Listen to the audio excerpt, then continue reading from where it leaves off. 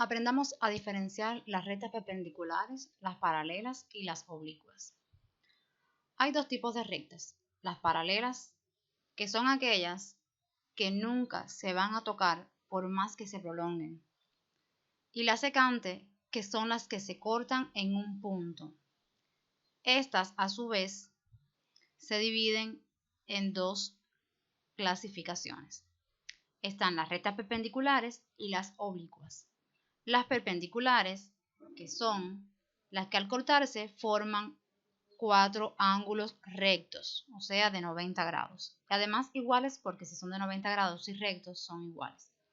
Y las oblicuas, las que se cortan y no forman ángulos perpendiculares, pero sí forman ángulos opuestos por el vértice. Por lo tanto, tendría dos pares de ángulos iguales.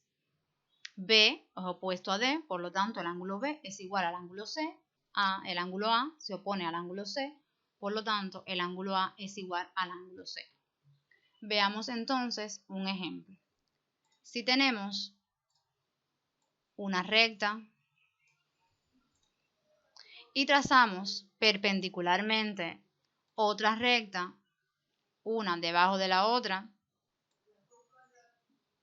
fíjense que podemos estirarlas o prolongarlas cuanto querramos y ellas nunca se van a tocar. Esas son las llamadas rectas paralelas. Por eso es que se dice que un rectángulo o un cuadrado, sus lados opuestos, los lados opuestos, son paralelos. Fíjense, si yo prolongo este lado y prolongo el lado opuesto, forman dos líneas paralelas que nunca se van a tocar por más que se prolonguen. Eso es un ejemplo de una figura plana con lados opuestos paralelos. En el caso de las perpendiculares, si prolongamos el lado del cuadrado y también prolongamos el otro lado, veamos entonces que se cortan y forman 4 ángulos rectos de 90 grados. Se cortan entonces de forma perpendicular y forman ángulos de 90 grados. Por lo tanto, los 4 ángulos serían iguales. En ese triángulo vamos a prolongar este lado y también vamos a prolongar este otro lado.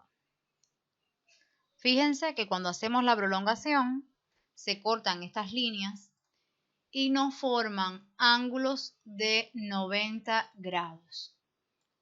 Por lo tanto, este es un ejemplo de rectas oblicuas. Se cortan, pero no se cortan formando ángulos de 90 grados, por lo tanto no son perpendiculares, son oblicuas.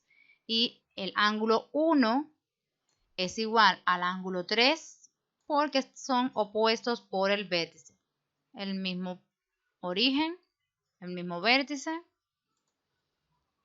La prolongación de un lado es el lado del otro ángulo. Y el ángulo 2 es igual al ángulo 4, también son opuestos por el vértice y la prolongación de sus lados forman los lados del otro ángulo.